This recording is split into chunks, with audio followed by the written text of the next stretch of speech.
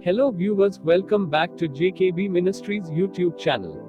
Before going to today's video, make sure that you have subscribed our channel and press the bell button so that you won't miss any videos in our channel.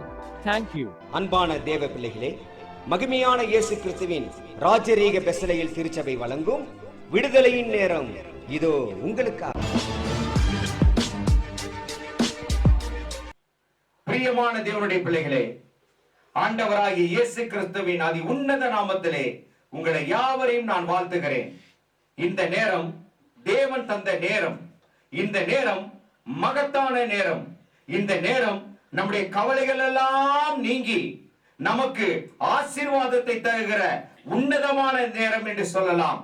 ஆகவே இந்த நேரத்திலே இந்த விடுதலையின் நற்செய்தியின் வாயிலாக நாம் கேட்க இருக்கிறதான தேவ செய்தியின் தலைப்பு என்னவென்றால், மதுரமான மகத்தான வேதம் என்கிறதான தலைப்பு. ஆகவே இந்த தலைப்பை பார்த்தால் மதுரம் மதுரம் மதுரம் மகத்தான வேதம் என்று சொல்லப்படுகிறது. ஆகவே இந்த விடுதலை நற்செய்தியின் வாயிலாக நமக்கு அதிக பிரயோஜனமுள்ள இறை வார்த்தைகள் தேவ செய்தியாக இதோ நாம் அறிந்து கொள்ளும் வண்ணமாக இவ்விதமாக அறிவிக்கப்படும் போது இது மிகுந்த அவசியமான ஒரு தேவ செய்தியாகும். பிரியமானவர்களே, இந்த பூமியில பாத்தீங்கன்னா வேதம் என்று சொல்லி நம்ம கையில ஒரு பைபிள் கொடுக்கப்பட்டது. அந்த பைபிள்ல என்ன காரியம் இருக்கு, எது இருக்கு அப்படின்றது கொஞ்சம் நம்ம அறிஞ்சு வச்சிருக்கிறோம். சில பேர் நிறைய அறிஞ்சு வச்சிருப்பாங்க. சில பேர் இந்த வேதத்தை துச்சமாக எண்ணுவாங்க. இவ்விதமாக ஒவ்வொருவருடைய மனநிலை, நம்ம எந்த அளவுக்கு வேதத்தை அறிந்திருக்கிறோமோ அந்த அளவுக்கு வேதத்திற்கு நாம் மரியாதை கொடுக்கிறவர்களாய் காணப்படுகிறோம். ஆகவே வேதம் என்பதற்கு என்ன அர்த்தம் என்று சொல்லி பார்த்தால் அது திருமறை என்று சொல்லி சொல்லப்படுகிறது. பொருள்படும். வேதம் என்றால் திருமறை என்று சொல்லப்படுகிறது. பரிசுத்த வேதம் என்பதற்கு கிறிஸ்தவ சமயத்தில் எடுத்துக்கொண்டால் என்னன்னா, தேவன் மனிதனோடு கூட உறவு கொண்டதும் மனிதன் தேவனிடத்திலே உறவு கொண்டதுமான காரியங்கள் உள்ளடக்கப்பட்டதுதான் பரிசுத்த வேதம். மனிதனை பரிசுத்தமாக்குகிறது பரிசுத்த வேதம் என்று சொல்லப்படுகிறது. ஆகவே சாதாரண மனிதன் அவன் இறைத்தன்மைகளை பெற்று இறை மனிதனாய், இறை வேந்தர்களாய், தேவ பிள்ளைகளாய், தேவனால் அபிஷேகம் செய்யப்பட்டதான உயர்வுக்கு கொண்டு வருகிறது இந்த வேதம் தான்.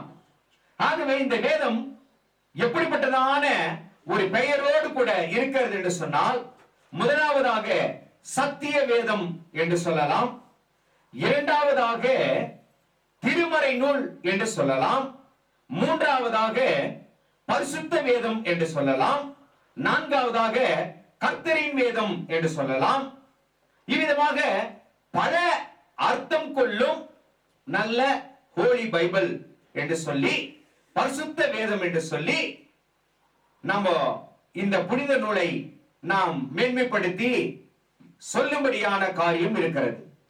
இதிலே முதலாவதாக படைப்பு என்கிறதான ஒரு பகுதியும், இரண்டாவதாக பலியின் நியமனங்கள் என்று சொல்லியும், மூன்றாவதாக பயணம், அதாவது அடிமைத்தனத்திலிருந்து மனிதனை விடுதலையாக்கி அவன் பயணப்படுகிறான்.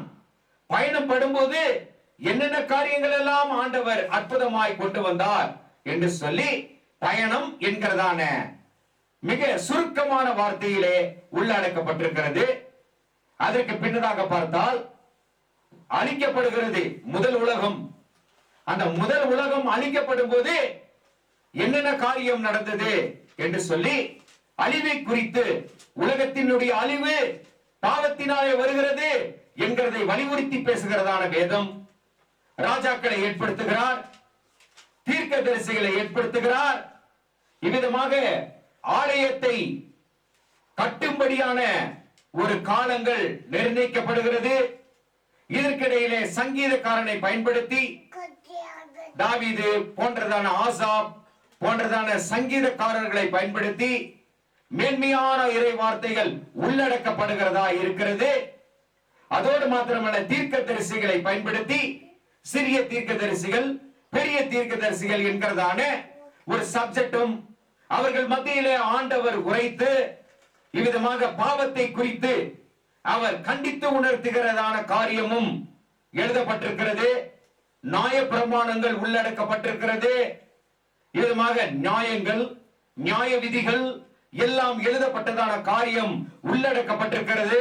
எவ்வளவு மேலான நூல், எவ்வளவு மேலான வேதம் பாத்தீங்களா? அருமையான வேதம்.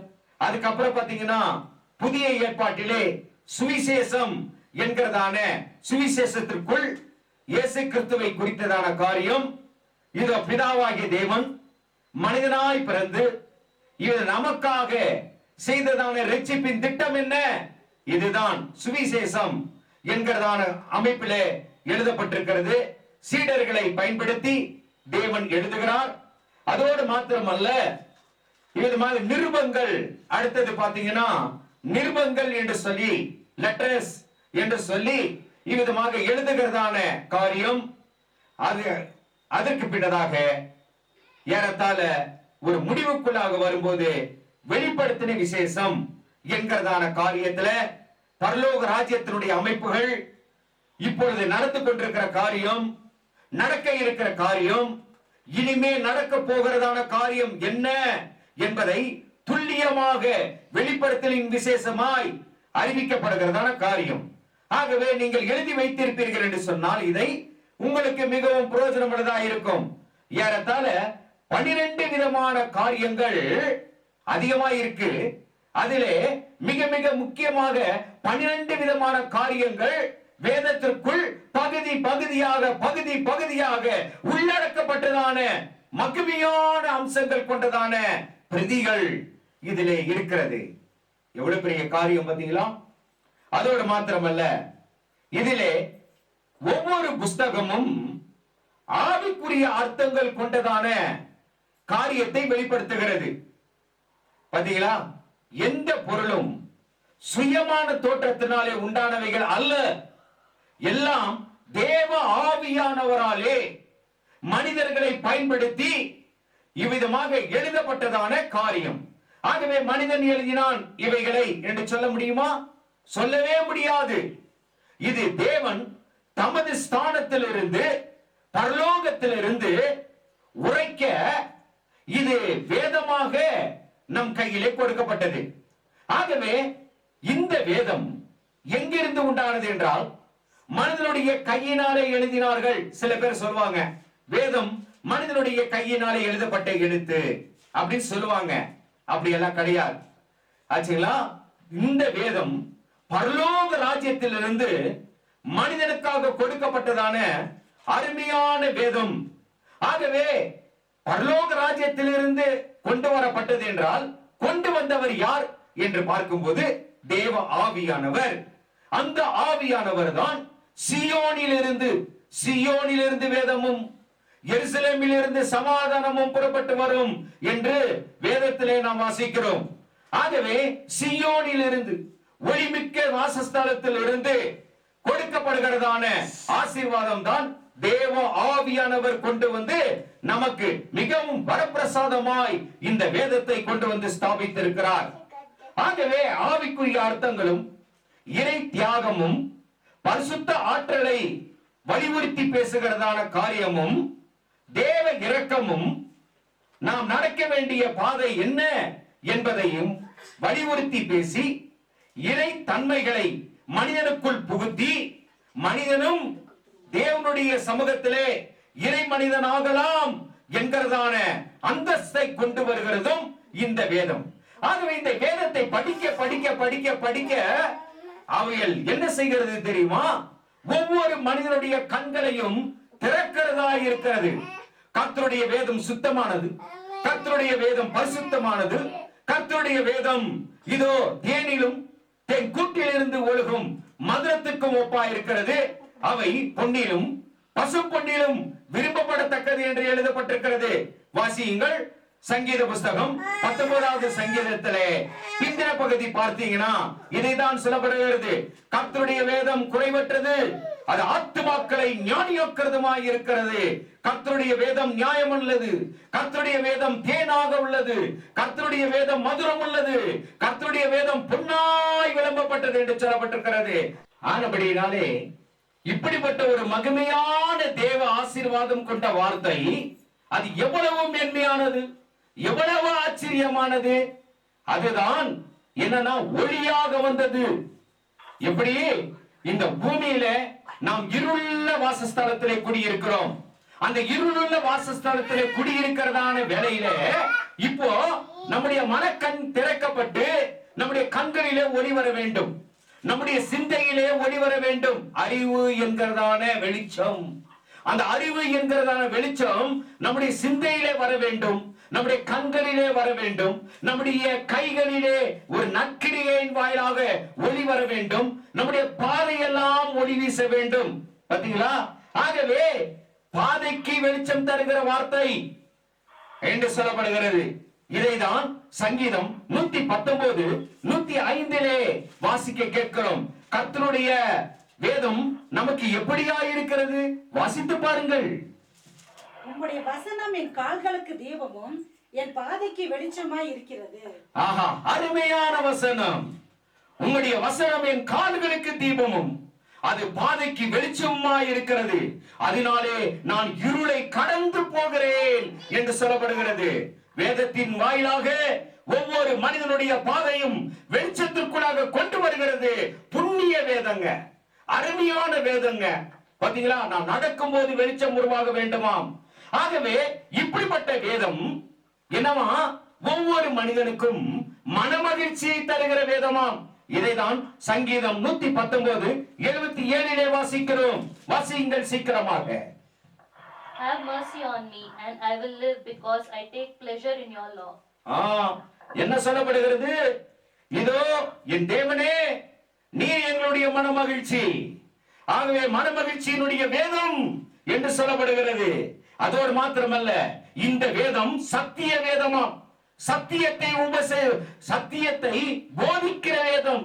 இந்த வேதம் எப்படிப்பட்ட வேதம் தெரியுமா? மறுபடியும் சொல்லுகிறேன், சத்திய வேதம் என்று சொல்லப்படுகிறது. ஆகவே கர்த்தாவே, உம்முடைய வேதம் எனக்கு சத்தியமானால் நான் சத்தியத்தின் பாதையிலே நடக்கிறதற்கு உம்முடைய ஒவ்வொரு வார்த்தையும் நீதியாய் எனக்குள் வந்து அமர்கிறது என்று சொல்லப்படுகிறது. இதைதான் சங்கீதம் 119 142 வாசிக்கிறோம். Your righteousness will last forever and your law is always true. பாத்தீங்களா? ஆல்வேஸ் ட்ரூ என்று சொல்லப்படுகிறது. உண்மை, உண்மை, ஆல்வேஸ், எல்லா காரியங்களையும் ட்ரூவா, அதாவது உண்மையா ஆண்டவர் சொல்கிறார். ஆகவே சத்தியம் சத்தியம் சத்தியம், உண்மை உண்மை உண்மை என்று சொல்லப்படுகிறது. எவ்வளவு பெரிய காரியம் பாத்தீங்களா? ஆகவே இந்த வேதம் தேவனிடத்திலிருந்து வந்ததாம். எவ்வளவு பெரிய காரியம், சாதாரணமானது அல்ல. ஒரு மனிதனிடத்திலிருந்து வரவில்லை. எல்லாம் சொல்லலாம் தீர்க்கதரிசிகளில் நிருபம், மோசே எழுதினதான சங்கீத பகுதி, அப்புறம் என்ன தாவீது பாடின பாடல், அப்படிதான் நம்ம சொல்றோம். ஆனா உண்மையாலுமா இதெல்லாம் பாத்தீங்கன்னா ஒவ்வொரு வார்த்தையும் ஒரு அற்புதமான ஒரு வார்த்தை, அருமையான வார்த்தை, வேற லெவலுங்க. ஒவ்வொரு வார்த்தையும் வேதத்துக்கு அடுத்த காரியங்கள்ல வேற லெவல் சொல்லலாம். அப்படிப்பட்ட தெய்வீக தன்மைகளை ஒரு மனிதனிடத்திலிருந்து வருமா? வரவே வராது. மனுஷனை ஆண்டவர் பயன்படுத்தினார், அவ்வளவுதான். ஆனா எல்லா ஒவ்வொரு வார்த்தையும் வேதத்தில் இருக்க ஆதியாகமத்திலிருந்து வெளிப்படுத்தல் விசேஷம் வரைக்கும் சொல்லப்படுகிறதான ஆகமங்களுக்குள் நிருபங்களுக்குள் அடங்கி இருக்கிறதான வார்த்தைகள் ஒவ்வொன்றும் தேவன் பரிசுத்த பலிபீடத்திலிருந்து நமக்காக கொடுக்கப்பட்ட புண்ணியமான வேதம். இதைதான் 2 தீமோத்தேயு புஸ்தகம் 3வது அதிகாரம் 16வது வசனம் என்ன சொல்லுகிறது? வாசித்து பாருங்கள். 2 தீமோத்தேயு 3வது அதிகாரம் 16வது வசனம். வேத வாக்கியங்கள் எல்லாம் தேவனால் அருளப்பட்டிருக்கிறது. தேவனுடைய மனுஷன் தேறினவனாகவும் எந்த நற்கிரையும் செய்ய தகுதி உள்ளவனாகவும் இருக்கும்படியாக அவைகள் உபதேசத்திற்கும் கடிந்து கொள்ளுதலுக்கும் சீர்திருத்துதலுக்கும் நீதியை படிப்பிக்குதலுக்கும் பிரயோஜனம் உள்ளவைகளாய் இருக்கிறது. பிரயோஜனம் உள்ளவைகளாய் இருக்கிறது. கண்டிக்கிறார் வேதத்தின் வாயிலாக. வேதத்தின் வாயிலாக ஆலோசனை கொடுக்கிறார். வேதத்தின் வாயிலாக பரிசுத்தப்படுத்துகிறார். வேதத்தின் வாயிலாக மனிதனை இறை மனிதனாக, மேலான மனிதனாக மாற்றுகிறது அற்புதமான வேதம். அற்புதமான வேதம். இந்த வேதத்தை ஒரு நாளைக்கு எத்தனை முறை திறக்கிறோம்? இந்த வேதத்தை ஒரு நாளைக்கு எத்தனை முறை வாசிக்கிறோம்? இந்த வேதத்தை ஆதியாகமத்திலிருந்து எத்தனை தடவை வாசித்திருக்கிறோம்? வாசித்தா மட்டும் போதா, என் வார்த்தையை கேட்டு அதன்படி நடக்கிறவன் எவனோ என்று சொல்லப்பட்டிருக்கிறது. ஆகவே கர்த்தருடைய வேதம் ஒவ்வொன்றும் பாத்தீங்கன்னா விளக்காகவும் வெளிச்சமாகவும் இருக்கிறதா. கட்டளையே விளக்கு, வேதமே வெளிச்சம், போதக சிச்சையே ஜீவ வழி. இது எங்க இருக்கிறது இந்த வார்த்தை? நீதிமொழிகளின் புஸ்தகம் 6:20 வாசித்து பாருங்கள். Do what your father tells you, my son, and never forget what your mother taught you. பாத்தீங்களா? கட்டளையே விளக்கு, வேதமே வெளிச்சம், போதக சிச்சையே ஜீவ வழி அங்க எழுதப்பட்டிருக்கிறது. ஆகவே இந்த வார்த்தையின்படி செய்யாவிட்டால் என்னவா? விடிய காலத்தின் வெளிச்சம் இல்லையா? அப்ப கட்டளையே விளக்குன்னு சொன்னா என்ன? நான் கையில ஒரு விளக்கை எடுத்துட்டு போனா பாதையெல்லாம் வெளிச்சம் ஆகும் இல்லையா? நம்ம இடையே விழமாட்டோம் இல்லையா? ஆனா என்னன்னு கேட்டீங்கன்னா, இந்த வார்த்தை ஒவ்வொன்றும் இதன்படி சொல்லாவிட்டால் விடிய காலத்தில் வெளிச்சம் இல்லை. எங்கே எழுதப்பட்டிருக்கிறது வேத வசனம்? வாசித்து பாருங்கள். ஏசாயா 8:20. வேதத்தையும் சாட்சி ஆகமத்தையும் கவனிக்க வேண்டும். இந்த வார்த்தையின்படியே சொல்லாவிட்டால் அவர்களுக்கு விடிய காலத்து வெளிச்சம் இல்லை. பாத்தீங்களா? சொல்ல வேண்டும். வேதத்தையும் சாட்சி ஆகமத்தையும் நினைவு கூர்ந்து சொல்ல சொல்ல சொல்ல சொல்லதான் என்னன்னா நமக்கு விடிய காலத்தின் வெளிச்சம் உண்டாகும். விடிய காலத்தின் வெளிச்சம் என்பது என்ன அப்படி பார்த்தா, ஒரு பகுதி போகிறது, இன்னொரு பகுதி வருகிறது. இரவு போகிறது, பகல் வருகிறது. பகல் வருகிறது என்று சொன்னால் என்ன நடக்கும்? விடிய காலத்தில் ஒரு வெளுப்பு. அந்த விடிய காலத்தின் வெளுப்பு என்பது ஆரம்ப நிலை. பாத்தீங்களா? ஒரு மனுஷன் என்னன்னா தன்னுடைய வாழ்நாட்களிலே இந்த பூமியிலே இருளை கடந்து போக வேண்டும். இந்த பூமியிலே பாவ இருள், மரண இருள், சாப இருள், இவைகள் எல்லாம் இவ்விதமாக கடந்து போய் தன்னுடைய மறுமைக்குரிய வாழ்க்கை உதயமாகும் போது அதுதான் விடிய காலத்தின் வெளிச்சம். ஒவ்வொரு மனிதனுக்கும் இந்த சரீர தேகத்திலிருந்து ஆன்மீக வாழ்வு உதயமாக இருந்து பாத்தீங்களா? மறுஜென்ம வாழ்வு. அந்த மறுஜென்ம வாழ்வு என்பது ஆரம்ப நிலை இருக்கும்போது அதுதான் விடிய காலத்தின் வெளிச்சம். திரும்பி வாசிமா. வேதத்தையும் சாட்சி ஆகமத்தையும் கவனிக்க வேண்டும். இந்த வார்த்தையின்படியே சொல்லாவிட்டால் அவர்களுக்கு விடிய காலத்து வெளிச்சம் இல்லை. இந்த வார்த்தையின்படி சொல்லாவிட்டால் எல்லாம் சொல்லி முடியணும். ஆச்சுங்களா? உலகத்தில் இருக்கும்போது எல்லாம் சொல்லி முடிக்கணும். சொல்லி முடிச்ச உடனே தான் விடிய காலத்தின் வெளிச்சம் எப்பொழுது உருவாகும் தெரியுமா? மறுஜென்ம நாட்களிலே அந்த வெளிச்சம்.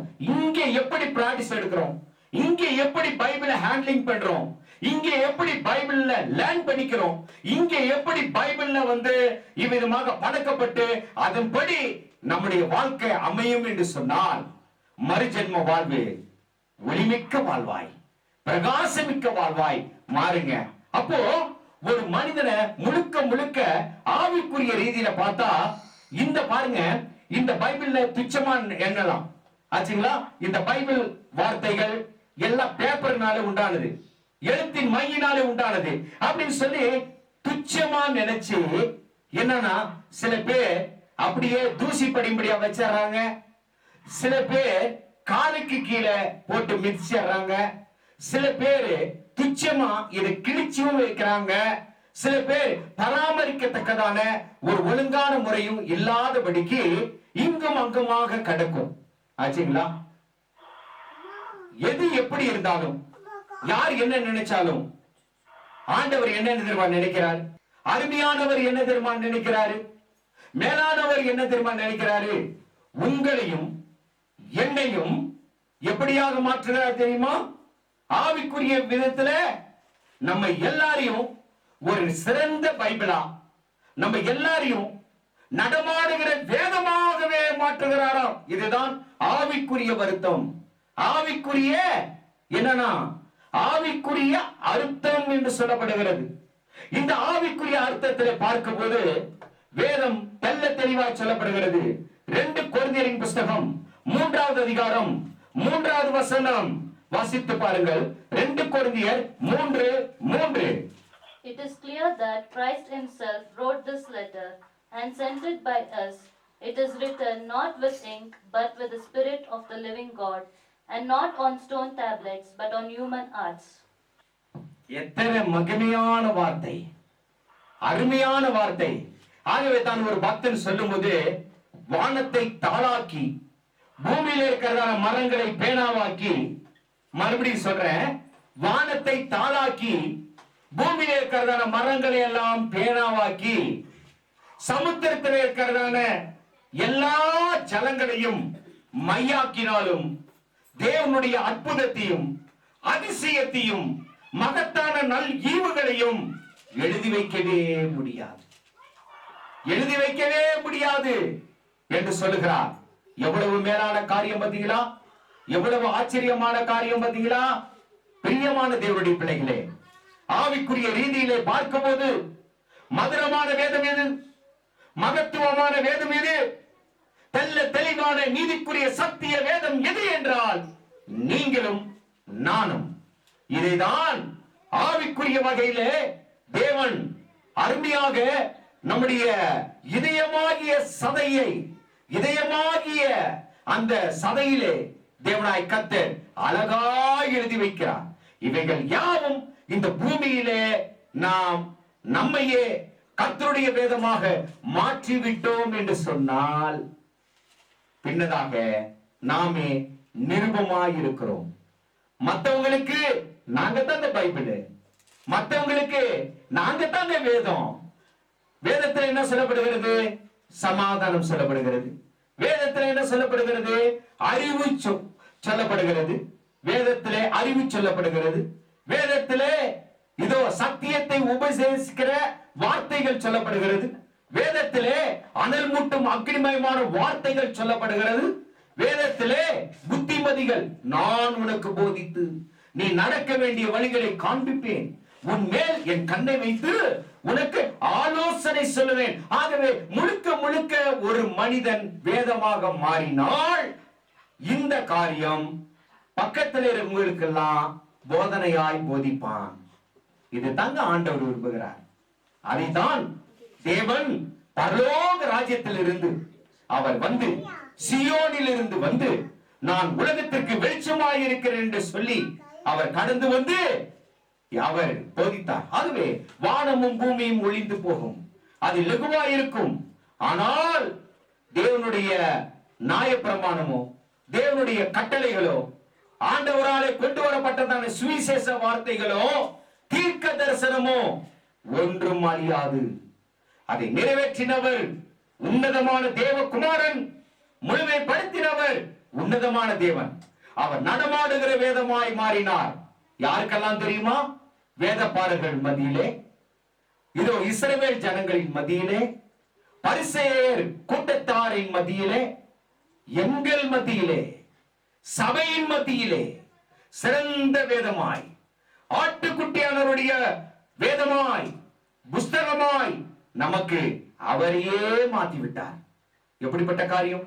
அவர் அன்பின் வேதம், சமாதானத்தின் வேதம், தியாகம் நிறைந்த வேதம், அற்புதமான வேதம், அதிசயமான வேதம், அறிவை புகற்றுகிறதான ஞானமிக்க வேதமாய் நம் சபைதனிலே அவர் சிறந்த வேதமாய் இருக்க நாமும் அப்படியாக மாறுவோமா? இன்னும் அநேக காரியங்கள் இருக்கிறது. ஆகவே சமயம் இல்லை என்பதாக இருக்கிறபடினாலே இத்துடன் இந்த காரியத்தை, இந்த வேதம் என்கிறதான காரியத்தை நாம் இத்துடன் ஆண்டவருடைய சமூகத்துல ஒப்பு கொடுத்து நாம் முடிக்க போகிறோம். பிரியமானவர்களே, அநேகமான காரியம் இருக்கு. நீங்களும் தியானிச்சு பாருங்க. புதிதான அர்த்தம், புதிதான வார்த்தைகள், அற்புதமான அதிசயமான காரியங்கள் எல்லாம் உள்ளடக்கப்பட்டது போல நமக்குள்ளும் தேவனாய கர்த்தர் வேதத்தை ஸ்தாபித்து நீங்களே அந்த நிருபங்கள் என்று சொல்லக்கூடியதான அளவுக்கு நம்மை நாமே மாற்றிக்கொள்வோம். இஸ்ரவேலின் தேவனாகிய கர்த்தருடைய சமூகத்திலே விடிய காலத்தின் வெளிச்சத்தை காணும்படியாக தேவனாய் கர்த்தர் நமக்கு அருள் செய்வாராக. கர்த்தர் தாமே உங்களை ஆசீர்வதித்து உங்களை சிறந்த நிருபங்களாக மாற்றி ஆசீர்வதிப்பாராக. இதோ உன்னதமான வேதம், அது பரிசுத்த வேதம். ஒரு நிமிடம் நாம் கண்களை மூடி ஜெபிக்கிறோம். மகிமை நிறைந்த எங்க நல்ல தகப்பனே, இந்த நல்ல அருமையான வேலையிலும் கூட ஆண்டவரே, வேதம் என்பதாக ஆண்டவரே உம்முடைய கற்பனையைவே சீனாய் மலையிலே நீர் கொண்டு வந்தீர் ஐயா. அக்னிமயமான எழுத்துக்கள் நிறைந்த வேதம், மற்றவைகள் எல்லாம் சாட்சி ஆகமங்கள் என்று சொல்லி சாட்சிப்படுத்தினீர். அதோடு மாத்திரமல்ல, நிருபங்களை கொண்டு வந்தீர். அதோடு மாத்திரமல்ல, தீர்க்க தரிசிகள் எல்லாம் பயன்படுத்தி, ராஜாக்களை பயன்படுத்தி, ஆண்டவரே இதோ நியாயாதிபதிகளை பயன்படுத்தி, ஆண்டவரே சங்கீதக்காரர்களை பயன்படுத்தி எழுதி வைத்ததான எழுத்து அது வேதமாய் அமைந்தது. அந்த வார்த்தைகள் எல்லாம் நாங்கள் உட்கொள்ளும் போது ஆண்டவரே, ஒவ்வொரு பகுதியிலும் இருக்கிறதான ஆசீர்வாதத்தின் பிரசனம் ஆண்டவரே எங்களுடைய வாயின் வழியாய் வெளிவர ஆண்டவரே அருள் செய்வீராக. இருபுறமும் கருக்குள்ள பட்டயம் மிக்க வார்த்தை எங்களுடைய வாயிலே இருந்து வெளிவரட்டும். ஆசீர்வதியும், பலப்படுத்தும். கர்த்தர் மீட்பருமாயிருக்கிறதான இயேசுவின் நாமத்திலே ஒப்புடுத்து ஜெபிக்கிறோம் எங்கள் ஜீவன் நல்ல தகப்பனே. ஆமென்.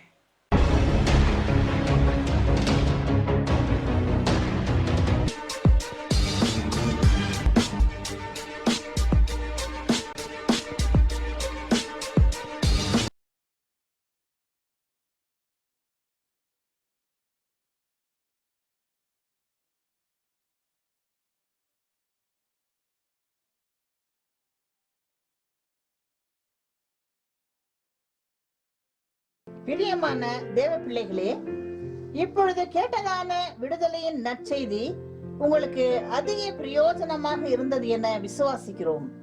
இந்த தேவ ஊழியம் அநேக நெருக்கங்களின் மத்தியில் நடந்து கொண்டிருப்பதால் இந்த டிவி ஊழியத்தை ஜெபத்தாலும் உங்கள் கையின் பிரயாசத்தாலும் தாங்கி தேவ ஆசீர்வாதம் பெறுங்கள். உங்கள் ஜெப தேவைக்கு தொடர்பு கொள்ள வேண்டிய முகவரி: மகிமையான இயேசு கிறிஸ்துவின் ராஜரீக ஊழியம், reverend Kebar Raj, L N cottage, ஆஸ்பத்திரி ரோட், உதகை. கைபேசி எண் 9435234477 மற்றும் 78717177